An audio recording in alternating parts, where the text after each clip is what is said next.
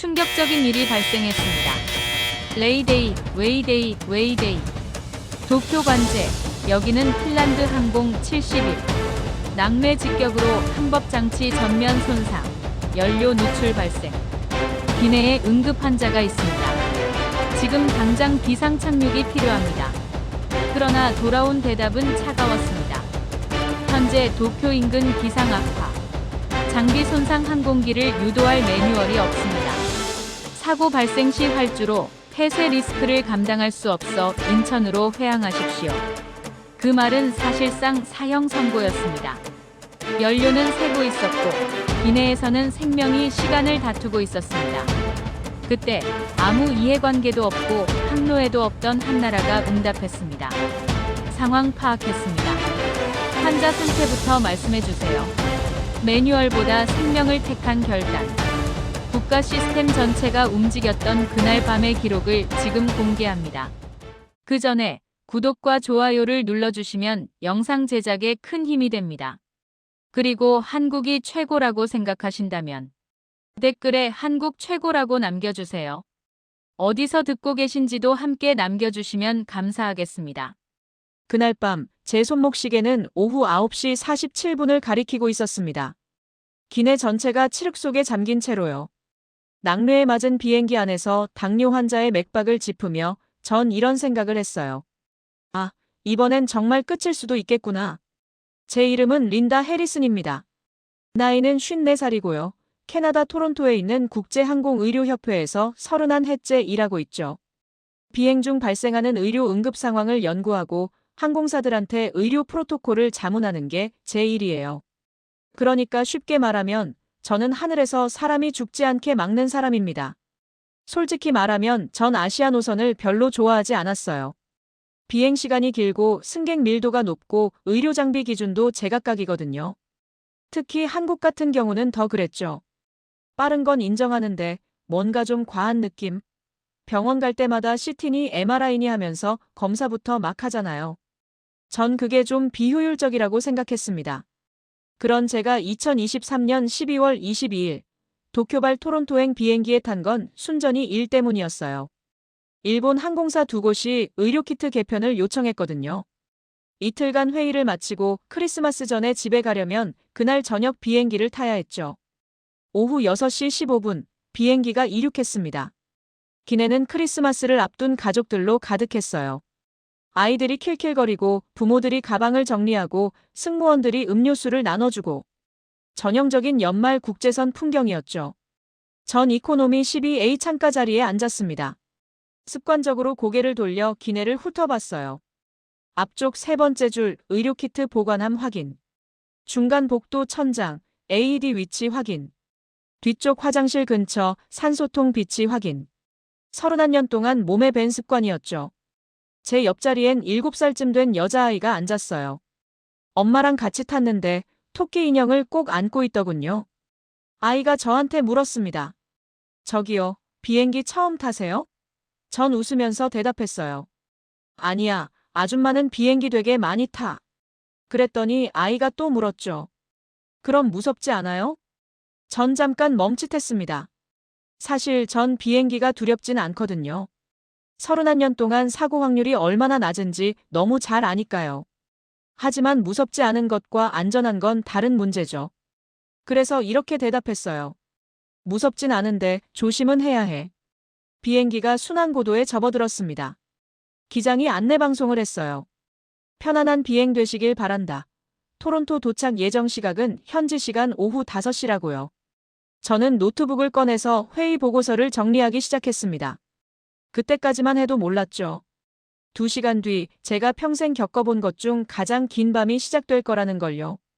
오후 8시 40분쯤이었을 겁니다. 기내식이 끝나고 불이 어두워지고 사람들이 하나둘 잠들기 시작했어요. 전 여전히 보고서를 쓰고 있었고요. 그런데 갑자기 기체가 흔들렸습니다. 처음엔 난기류인 줄 알았어요. 근데 아니었죠. 번쩍하는 섬광과 함께 천둥 같은 소리가 울렸거든요. 귀가 멍해질 정도로 큰 소리였습니다. 그 직후 기내 전체가 깜깜해졌어요. 완전한 어둠이었습니다. 비상등도 안 켜졌어요. 그냥 칠흑. 아무것도 보이지 않는 그런 어둠이었죠.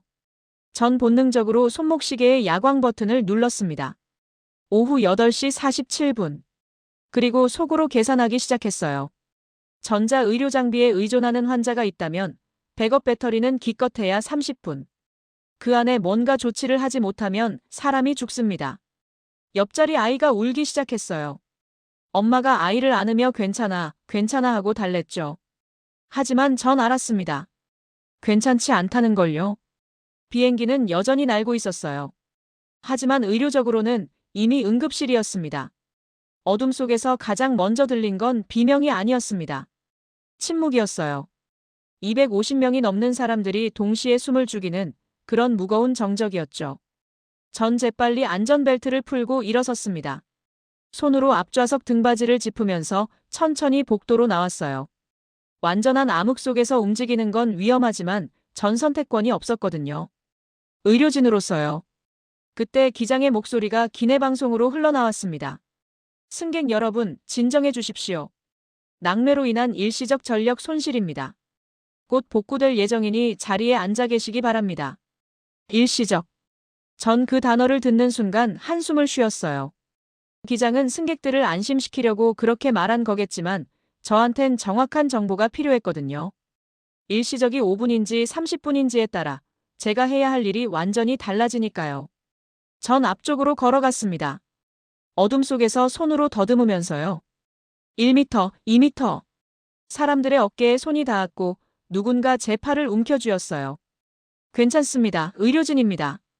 조용히 말하면서 계속 앞으로 나갔죠. 승무원 한 명이 손전등을 들고 서 있었습니다. 어둠 속에서 희미하게 빛나는 불빛 하나. 전 그쪽으로 다가갔어요. 승무원이 저를 알아봤습니다. 해리슨 박사님? 네, 저예요. 상황이 어떻습니까? 승무원이 떨리는 목소리로 대답했습니다. 주 전원이 나갔어요. 보조 전원도 작동을 안 하고요. 지금 조종실에서 수동으로 복구 중인데 시간이 얼마나 걸릴지 모르겠대요. 전 고개를 끄덕였습니다. 그리고 물었죠. 의료키트 위치 아시죠? 네, 알아요. 가져와 주세요. 지금 당장요. 승무원이 손전등을 들고 앞으로 뛰어갔습니다. 전 그 자리에 서서 귀를 기울였어요. 사람들의 호흡 소리, 아이들 우는 소리, 누군가 기도하는 소리. 그 속에서 전 다른 소리를 찾고 있었습니다. 거친 숨소리, 신음소리, 이상한 침묵. 의료 응급 상황은 소리부터 시작되거든요. 1분이 지났습니다. 2분. 3분. 아직 아무 일도 없었어요. 전 속으로 기도했습니다. 제발 이대로 아무 일 없이 끝나기를. 하지만 31년 경력이 말해주더군요. 이건 시작에 불과하다고요. 4분쯤 지났을 때였습니다. 뒤쪽에서 여자 목소리가 들렸어요. 저기요. 누구 없어요? 여기 사람이 쓰러졌어요. 전 즉시 그쪽으로 달려갔습니다. 어둠 속에서 손을 뻗으면서요. 어디세요? 여기요, 여기. 목소리를 따라가니 한 여성이 옆자리 남자를 흔들고 있었어요. 남편이 갑자기 식은땀을 흘리면서 쓰러졌다고 당뇨병이 있는데 인슐린 펌프를 차고 있다고 했습니다. 인슐린 펌프. 전 그 순간 심장이 철렁했어요. 전자식 인슐린 펌프는 환자 혈당을 자동으로 측정해서 적정량을 주입하는 장치입니다. 문제는 이게 전기로 작동한다는 거예요. 낙뢰로 인한 전자기 충격이 기기를 오작동시켰을 가능성이 높았죠. 저한테 손전등 좀 비춰주시겠어요? 승무원이 달려와서 불빛을 비췄습니다. 환자 얼굴이 보였어요. 40대 중반 남성 안색이 창백하고 이마에 식은땀이 흥건했죠. 전 재빨리 손목을 잡고 맥박을 짚었습니다. 빠르고 약했어요. 분당 120회 정도. 호흡은 얕고 빨랐고요. 전형적인 저혈당 쇼크 증상이었습니다. 환자분, 들리세요? 제 목소리에 반응이 없었어요. 의식이 흐려진 상태였죠. 전 즉시 아내에게 물었습니다. 마지막으로 식사하신 게 언제예요? 아내가 울먹이며 대답했어요. 기내식 먹고 2시간쯤 됐어요. 그 후로 계속 주무시고 있었는데. 전 고개를 끄덕이고 승무원에게 말했습니다. 의료키트 가져오셨죠? 여기요. 키트를 열어주세요. 포도당 주사 찾아야 해요. 손전등 불빛 아래서 의료키트가 열렸습니다. 전손으로 더듬으면서 포도당 앰플을 찾았어요. 손가락 끝으로 라벨을 읽고 주사기를 꺼내고 앰플을 따고 모든 게 평소보다 3배는 느렸죠. 팔 좀 잡아주세요.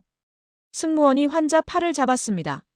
전 정맥을 찾기 위해 손가락으로 팔뚝을 더듬었어요. 빛도 없이 촉감만으로요. 혈관이 만져졌습니다. 여기다.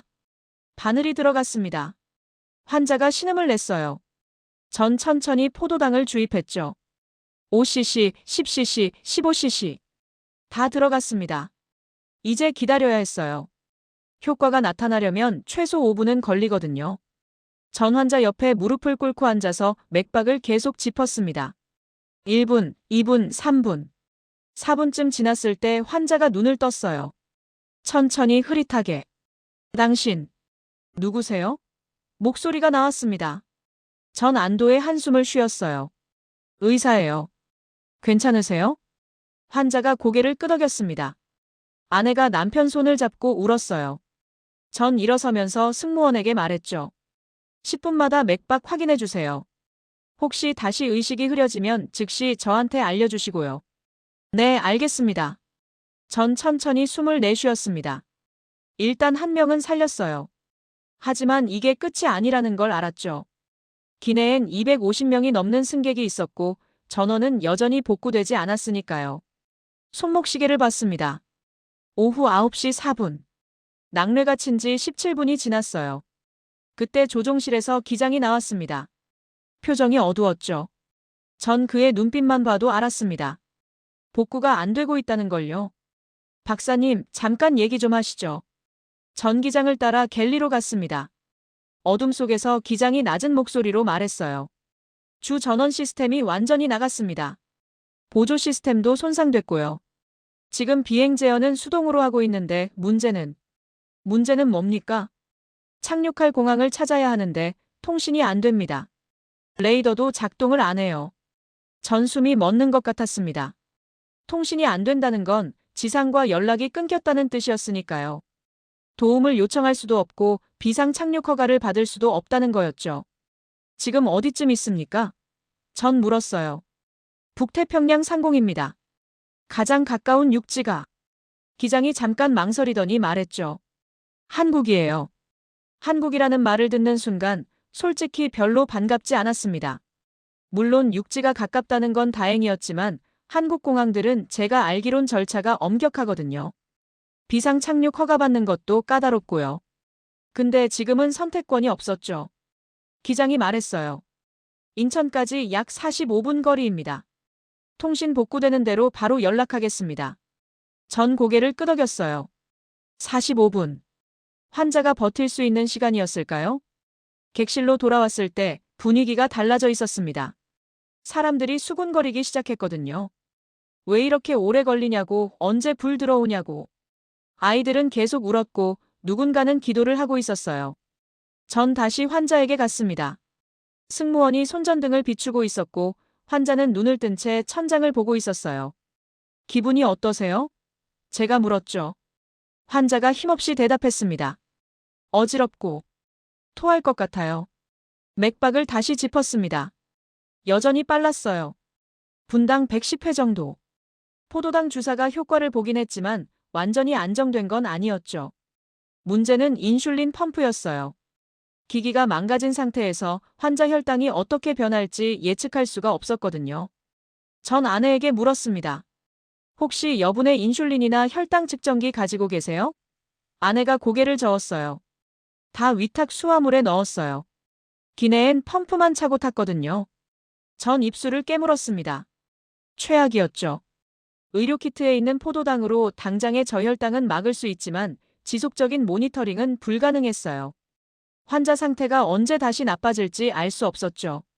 10분이 지났습니다. 20분. 환자는 계속 깨어 있었지만 안색이 점점 더 나빠지는 게 보였어요. 식은땀이 더 많아졌고 호흡도 거칠어졌죠.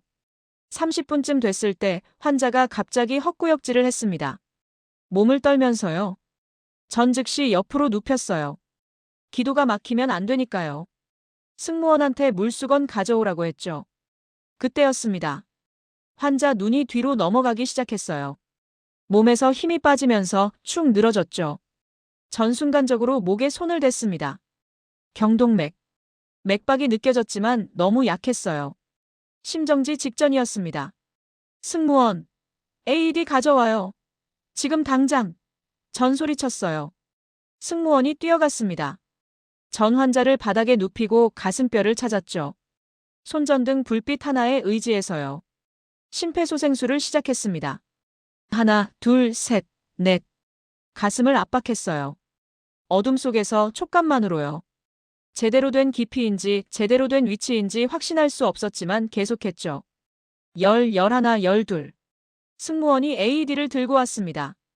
전 재빨리 환자 셔츠를 찢고 패드를 붙였어요. 기계 음성이 흘러나왔죠. 심장 리듬 분석 중입니다. 환자에게서 떨어지세요. 전 뒤로 물러났습니다. 기계가 분석을 끝냈어요. 제세동이 필요합니다. 충전 중입니다. B- 하는 소리와 함께 충전이 완료됐습니다. 제세동 버튼을 누르세요. 전 버튼을 눌렀어요. 환자 몸이 움찔했죠. 심장 리듬 분석 중입니다. 다시 기다렸어요. 제세동이 필요하지 않습니다. 심폐소생술을 계속하세요. 전 다시 가슴 압박을 시작했습니다. 하나, 둘, 셋. 30번을 세고 인공호흡을 2번 했어요. 그리고 다시 압박. 하나, 둘, 셋. 1분이 지났습니다. 2분. 손이 아파오기 시작했지만 멈출 수 없었어요. 3분. 팔이 떨렸습니다. 4분. 그때 환자가 헛기침을 했어요. 스스로요. 전 즉시 목에 손을 댔습니다. 맥박이 느껴졌어요. 약하지만 규칙적으로요. 돌아왔습니다. 전 주저앉았어요. 숨이 턱까지 차올랐죠. 손이 떨렸습니다. 아내가 울면서 남편을 안았고 주변 승객들이 박수를 쳤어요. 하지만 전 알았습니다. 이건 끝이 아니라는 걸요. 환자는 살아났지만 상태는 여전히 불안정했죠. 인슐린 펌프는 고장났고 혈당 조절은 불가능했어요. 언제 또 쓰러질지 몰랐습니다. 그리고 뭐보다 비행기는 아직도 칠흑 같은 어둠 속을 날고 있었어요. 손목시계를 봤습니다. 오후 9시 42분. 인천까지 15분 정도 남았다고 했죠. 전 환자 옆에 무릎을 꿇고 앉아서 맥박을 짚었어요. 그리고 속으로 빌었습니다. 제발 이 15분만 버텨달라고요. 오후 9시 53분 조종실에서 기장이 나왔습니다. 표정이 밝지 않았어요. 전 바로 알았죠. 뭔가 잘못됐다는 걸요. 박사님, 조종실로 좀 와주시겠습니까? 기장이 조용히 말했습니다. 전 환자를 승무원한테 맡기고 따라갔어요. 조종실 문이 열렸을 때 부기장이 헤드셋을 쓰고 계기판을 노려보고 있었죠. 통신이 복구됐습니다. 기장이 말했어요. 근데 문제가 생겼어요. 무슨 문제죠? 도쿄 관제소와 연락이 닿았는데요. 하네다 공항이 비상 착륙을 거부했습니다. 전기를 의심했어요. 거부요? 환자가 있는데요? 알아요. 제가 설명했습니다. 의료 응급 상황이고 당뇨 환자가 심정지 직전까지 갔었다고요. 근데 그쪽에서 활주로 리스크를 얘기하더군요. 활주로 리스크? 전 되물었습니다. 저희 랜딩 기어 상태를 확신할 수 없다는 겁니다. 낙뢰 피해로 유압 시스템이 손상됐을 가능성이 있고 만약 바퀴가 제대로 안 내려오면 활주로가 폐쇄될 수 있다고요. 그러면 다른 항공편들이 못 뜨니까 손해보상 문제가 생긴다는 거죠. 전 말문이 막혔습니다. 지금 사람 목숨이 왔다 갔다 하는데 활주로 운영을 걱정한다고요? 믿을 수가 없었어요. 다른 공항은요? 전 물었죠. 나리타도 같은 이유로 거부했습니다. 오사카는 너무 멀고요. 지금 연료 상황으로는. 그럼 어쩌자는 겁니까? 기장이 한숨을 쉬었어요. 인천밖에 없습니다. 인천 관제소한테 연락 중인데 응답이 없어요. 전 조종석 창문 밖을 봤습니다. 칠흑 같은 밤하늘이었어요. 아래엔 아무것도 보이지 않았죠. 그냥 어둠뿐이었어요. 객실로 돌아왔습니다. 환자는 여전히 바닥에 누워 있었고 아내가 손을 잡고 있었어요. 제가 다가가자 아내가 물었습니다. 곧 내려요? 전 대답할 수 없었어요. 곧 내릴 수 있을지 아니면 계속 하늘을 떠돌아야 할지 몰랐으니까요. 환자 맥박을 다시 짚었습니다. 점점 약해지고 있었어요. 호흡도 얕아졌고요. 포도당 주사 효과가 떨어지고 있었죠. 1시간이 지났거든요. 의료키트를 다시 열었습니다. 포도당 앰플이 2개 더 있었어요. 하지만 이걸 언제 써야 할지 고민이었죠. 지금 쓰면 1~2시간은 버틸 수 있겠지만 만약 착륙이 더 늦어지면 그때는 손 쓸 방법이 없었어요. 전 결정을 내렸습니다. 1개만 쓰기로요. 나머지 하나는 정말 최악의 상황을 위해 남겨두고요. 주사를 놓았습니다. 환자가 신음을 냈어요. 괜찮아요. 곧 나아질 거예요. 전 그렇게 말했지만 스스로도 확신이 없었죠. 10분이 지났습니다. 환자 안색이 조금 나아졌어요. 맥박도 안정됐고요. 하지만 이게 얼마나 갈지 몰랐습니다. 오후 10시 15분, 기장이 다시 나타났습니다. 이번엔 표정이 달랐어요. 약간 놀란 듯한 그런 표정이었죠. 박사님, 인천관제소에서 답이 왔습니다. 뭐래요? 기장이 잠깐 망설이더니 말했습니다. 환자 상태부터 말해달래요. 환자 상태부터 말해달라고요? 전 되물었습니다. 위치나 기체 상태가 아니라요? 네. 기장이 고개를 끄덕였어요. 정확히는 이렇게 물어봤습니다. 환자분 나이, 기저질환, 현재 증상, 그리고 지금까지 처치한 내용을 말씀해 달라고요. 전 순간 멍했습니다. 31년 동안 비행기를 타면서 관제소가 환자 상태를 먼저 물어본 건 처음이었거든요. 보통은 항공기 위치, 연료, 승객수 이런 걸 먼저 물어봤죠. 전 재빨리 환자 정보를 정리했습니다. 40대 중반 남성, 제1형 당뇨, 인슐린 펌프 사용 중이었는데 낙뢰로 기기 손상됐어요. 저혈당 쇼크로 의식 잃었다가 포도당 주사로 회복했고 30분 후 다시 심정지 직전 갔었죠. 심폐소생술하고 AED 사용해서 되살렸습니다. 지금은 2번째 포도당 주사 맞고 안정됐는데 언제 또 떨어질지 모르겠어요. 기장이 헤드셋을 통해 제 말을 그대로 관제소에 전달했습니다. 잠시 침묵이 흘렀어요. 그러다 관제소에서 답이 왔죠. 기장 얼굴이 놀람으로 변했습니다. 뭐라고 하는데요? 전 물었어요. 군사공역을 개방한답니다. 최단 거리로 진입하래요. 전 눈을 깜빡였습니다. 군사공역이요? 네. 보통은 민간 항공기가 못 들어가는 곳인데 비상 상황이니까 특별 허가를 낸다고요. 그러면 15분 단축됩니다. 15분. 그건 환자한테 엄청난 차이였어요. 생사를 가를 수 있는 시간이었죠. 그리고요, 기장이 계속 말했습니다. 활주로 우선 배정해준대요. 다른 항공편들 전부 대기시키고 저희부터 착륙시킨다고요. 전 입이 떡 벌어졌습니다. 활주로 우선 배정? 인천공항 같은 대형 허브 공항에서요? 거기가 얼마나 바쁜 곳인데요? 하지만 놀라운 건 그게 끝이 아니었습니다. 기장이 다시 헤드셋을 귀에 댔어요. 그러더니 고개를 끄덕이면서 메모를 했죠. 끊고 나서 저한테 말했습니다. 지상의료팀이 대기한대요. 응급의학과 의사 2명, 간호사 4명, 그리고 구급차 2대. 환자분 인계받자마자 바로 병원으로 이송할 거래요. 어느 병원으로요?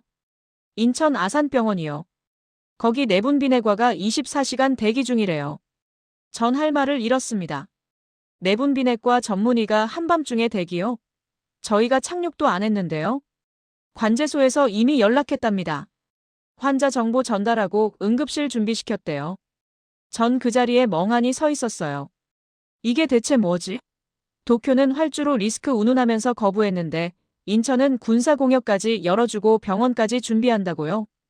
기장님, 전 물었습니다. 혹시 관제소에서 뭐 다른 말 없었어요? 랜딩 기어 문제라든지 활주로 손상 가능성이라든지. 기장이 고개를 저었습니다. 그런 얘기 안 나왔어요. 오히려 이렇게 물어봤죠. 유압 시스템 상태는 어떠냐고, 수동 착륙 가능하냐고요. 제가 가능하다고 했더니 그럼 활주로에 폼 살포하겠다고 하더군요. 폼 살포요? 네. 만약 랜딩 기어가 문제 있어도 미끄러지면서 안전하게 멈출 수 있게요. 소방차도 대기시킨대요. 전 천천히 고개를 끄덕였습니다. 인천관제소는 최악을 가정하고 준비하고 있었어요. 하지만 그 최악 속에서도 환자를 먼저 생각하고 있었죠. 승객들한테 방송해도 될까요? 기장이 물었습니다. 착륙 준비하라고요. 네, 하세요. 기장이 기내 방송을 켰습니다. 승객 여러분, 곧 인천공항에 착륙합니다. 안전벨트 착용해 주시기 바랍니다. 어둠 속에서 환호성이 터져 나왔어요. 사람들이 박수를 쳤죠. 아이들이 엄마 아빠를 불렀고요. 전 환자한테 돌아갔습니다. 맥박을 짚었어요. 여전히 약했지만 규칙적이었죠. 환자가 눈을 뜨고 저를 봤습니다. 내려요?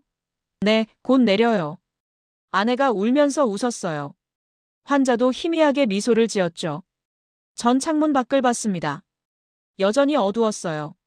하지만 저 아래 어딘가에 활주로가 준비되고 있었죠. 불빛이 켜지고 폼이 뿌려지고 의료진이 대기하고 있을 거예요.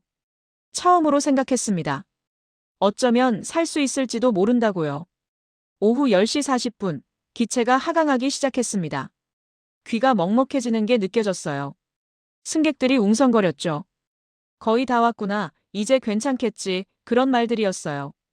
하지만 전 알았습니다. 착륙이 끝이 아니라는 걸요. 환자 상태를 다시 확인했습니다. 맥박은 분당 90회로 떨어졌어요. 안정된 것처럼 보였지만 전 불안했죠. 포도당 효과가 2시간을 넘기지 못한다는 걸 알았거든요. 그리고 지금이 정확히 1시간 52분째였어요. 승무원한테 물었습니다. 착륙까지 얼마나 걸려요? 승무원이 조종실에 확인하더니 대답했죠. 약 10분이요. 10분. 전 계산했습니다. 착륙하고 기체 멈추고 문 열고 의료진 들어오고 환자 인계하고 최소한 5분은 더 걸릴 거예요. 그럼 총 15분. 환자가 버틸 수 있을까요? 마지막 남은 포도당 앰플을 꺼냈습니다. 손에 들고 고민했어요. 지금 쓸까? 아니면 조금 더 기다릴까? 너무 일찍 쓰면 착륙 전에 효과가 떨어질 수 있고 너무 늦게 쓰면 환자가 다시 쓰러질 수 있었죠. 결정을 내렸습니다. 지금 쓰자고요. 주사를 준비하는데 기장 목소리가 기내 방송으로 흘러나왔습니다. 승객 여러분, 랜딩 기어에 이상이 있을 수 있습니다. 충격에 대비해 주시기 바랍니다. 기내가 순식간에 술렁였어요. 랜딩 기어 이상이요? 그럼 추락하는 거예요? 누군가 소리쳤죠. 아이들이 다시 울기 시작했어요. 전 환자를 봤습니다. 그의 얼굴에 공포가 스쳤어요. 아내가 손을 꽉 잡았죠. 괜찮을 거예요. 전 말했습니다. 활주로에 폼 뿌렸어요. 안전하게 내릴 수 있어요. 하지만 속으로는 다른 걸 걱정하고 있었죠. 착륙 충격이요. 환자가 지금 누워있는 자세, 혈압이 불안정한 상태에서 강한 충격을 받으면 어떻게 될까요? 뇌로 가는 혈류가 순간적으로 끊길 수 있어요. 그럼 실신하거나 최악의 경우 다시 심정지가 올 수도 있었죠. 승무원들한테 말했습니다. 환자 머리 좀 받쳐주세요. 충격 올 때 흔들리지 않게요. 승무원 2명이 양옆에서 환자를 잡았어요. 전 환자 목에 손을 대고 경동맥을 짚었죠. 기체가 더 낮아졌습니다. 창밖으로 불빛들이 보이기 시작했어요. 인천이었죠. 도시 불빛들이 반짝였어요. 승무원이 외쳤습니다. 충격 대비. 기체가 흔들렸어요. 휘청하고요. 사람들이 비명을 질렀죠. 전 환자를 꽉 잡았습니다. 맥박이 빨라지는 게 느껴졌어요. 랜딩 기어 내려갑니다. 기장 목소리였어요. 앞바퀴. 앞바퀴가 안 내려와요. 기내가 아수라장이 됐습니다. 사람들이 소리쳤어요. 뭐라고요? 어떻게 내려요? 우린 죽는 거예요? 전 환자만 봤습니다. 그의 눈빛이 흔들렸어요. 두려움으로요. 선생님, 환자가 떨리는 목소리로 말했죠. 저 죽나요? 아니에요. 전 단호하게 말했습니다. 안 죽어요. 제가 여기 있잖아요. 하지만 제 손도 떨리고 있었어요. 기장이 다시 방송했습니다. 곧 착륙합니다. 몸 숙이고 머리 보호하세요. 기체가 급격히 낮아졌습니다. 귀가 아플 정도로요. 창밖으로 활주로가 보였어요. 하얀 폼이 뿌려진 그 길고 긴 활주로가요. 5초, 4초, 3초. 쿵 하는 소리와 함께 뒷바퀴가 땅에 닿았습니다. 기체가 앞으로 쏠렸어요. 앞바퀴가 없으니까 기수가 아래로 떨어졌죠. 끼잉 마이너스 하는 금속 마찰음이 울렸습니다. 불꽃이 튀었어요. 기체가 미끄러졌죠. 사람들이 비명을 질렀어요. 전 환자를 온몸으로 감쌌습니다. 흔들림 속에서요. 3초, 4초, 5초. 기체가 멈췄습니다. 완전히 멈췄어요. 잠시 침묵이 흘렀습니다. 그러다 사람들이 환호하기 시작했죠. 살았어요. 우린 살았어요. 전 환자 맥박을 짚었습니다. 뛰고 있었어요. 빠르지만 뛰고 있었죠. 환자가 눈을 떴어요. 살았네요. 그가 속삭였습니다. 아직 아니에요. 전 대답했죠. 아직 병원 가야 해요. 기내 문이 열렸습니다. 그리고 목소리가 들렸어요. 의료팀입니다. 환자분 어디 계세요? 문이 열리자마자 하얀 가운 입은 사람들이 뛰어들어왔습니다. 2명, 4명, 6명. 들것을 들고 의료 가방을 메고요. 맨 앞에 선 남자가 소리쳤어요. 환자분. 여기요. 전 손을 들었습니다. 의료진이 달려왔어요. 상황 설명해 주세요. 남자가 환자 옆에 무릎을 꿇으며 말했죠. 전 재빨리 설명했습니다. 46세 남성, 제1형 당뇨, 인슐린 펌프 고장으로 저혈당 쇼크, 심폐소생술 1번, 포도당 주사 3번 투여했어요. 마지막 투여가 15분 전이고요. 남자가 고개를 끄덕이며 간호사한테 소리쳤습니다. 혈당 측정. 지금. 간호사가 환자 손가락을 찔렀어요. 몇 초 후 기계가 숫자를 띄웠죠. 60이요. 간호사가 말했습니다. 60. 남자가 눈썹을 찌푸렸어요. 정상이 100인데 60이면 심각한 저혈당이었죠. 포도당 50p 준비. 남자가 외쳤습니다. 다른 간호사가 주사기를 꺼냈어요. 환자 팔에 바로 꽂았죠. 약물이 들어갔습니다. 전 시계를 봤어요. 문이 열린 지 2분 10초. 벌써 약물까지 투여했어요. 들것 준비. 남자가 다시 소리쳤습니다. 의료진이 환자를 들어올렸어요. 하나, 둘, 셋. 들것에 눕혔죠. 보호자분 같이 가세요. 남자가 환자 아내한테 말했습니다. 아내가 비틀거리며 일어났어요. 전 아내 팔을 잡아줬죠. 의료진이 환자를 싣고 나갔습니다. 전 뒤따라가면서 남자한테 물었어요. 어느 병원 가세요? 인천 아산이요. 남자가 대답했죠. 내분비 전문에 대기 중이에요. 거기까지 얼마나 걸려요? 15분이요. 그 말을 듣는 순간 전 안도했습니다. 15분이면 환자가 버틸 수 있어요. 지금 포도당 맞았으니까요. 비행기 밖으로 나왔습니다. 차가운 밤 공기가 얼굴을 때렸어요. 활주로에 구급차가 대기하고 있었죠. 불빛이 빙글빙글 돌았어요. 환자를 구급차에 실었습니다. 아내가 올라탔어요. 문이 닫히려는 순간 남자가 저를 봤습니다. 선생님도 타세요. 네. 전 놀라서 되물었어요. 환자 처치 내역 확인해야 해요.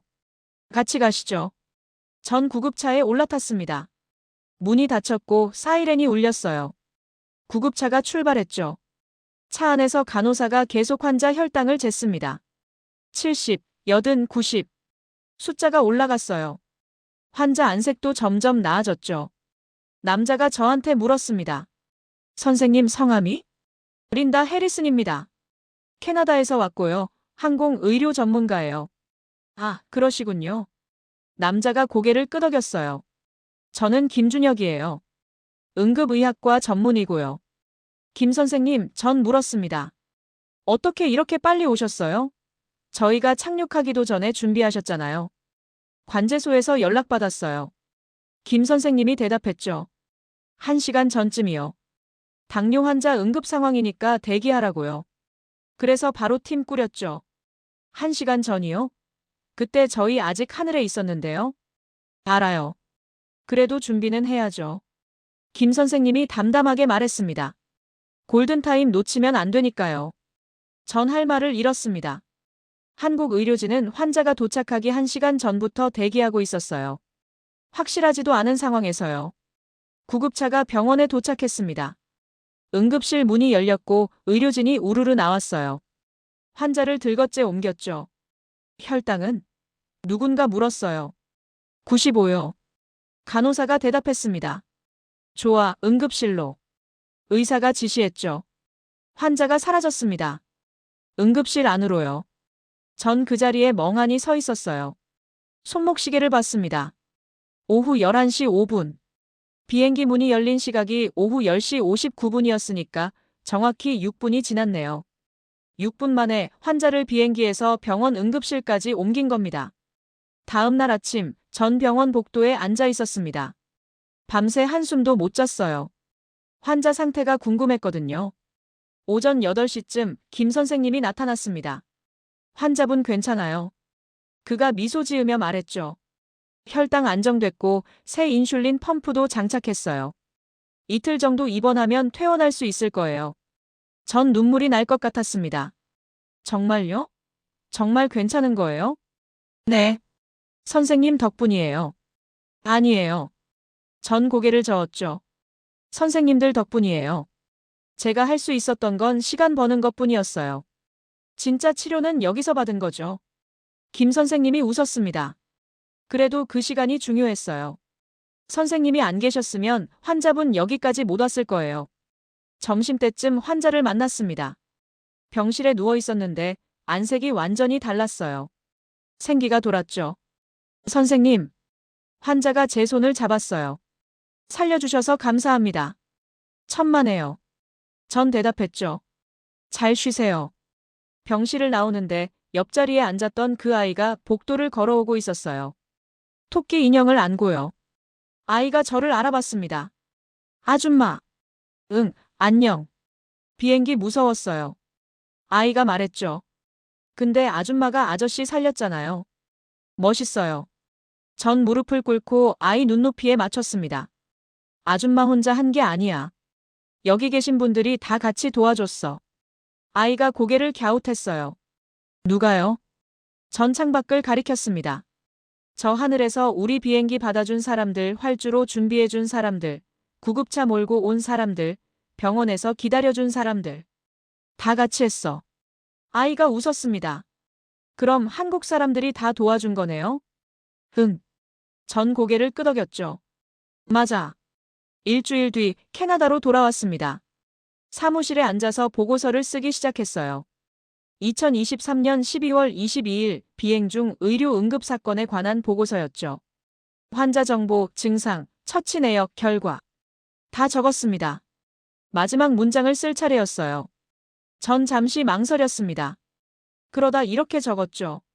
그날 밤 우리는 한나라 전체와 협진을 했습니다. 관제사는 환자 상태를 물었고 군은 하늘을 열어줬고 공항은 활주로를 준비했고 의료진은 도착 전부터 대기했습니다. 이건 한 사람의 영웅담이 아닙니다. 한나라가 생명을 대하는 태도에 관한 이야기입니다. 보고서를 제출했습니다. 상사가 읽더니 물었어요. 해리슨, 이거 과장 아니야? 아니요. 전 고개를 저었죠. 전부 사실이에요. 며칠 후 환자한테서 메일이 왔습니다. 퇴원했다고 가족들과 크리스마스 보낼 수 있게 됐다고요. 사진이 첨부돼 있었어요. 환자가 아이를 안고 웃고 있었죠. 전 그 사진을 프린트해서 책상에 놓았습니다. 가끔 힘들 때마다 봐요. 그리고 생각하죠. 의학은 기술이 아니라 신뢰라고요. 그리고 한국은 그 신뢰를 지키는 나라라고요. 여러분은 언제 한국이 자랑스러우셨나요? 댓글로 나눠주세요. 이 이야기가 마음에 닿으셨다면 구독과 좋아요 부탁드립니다.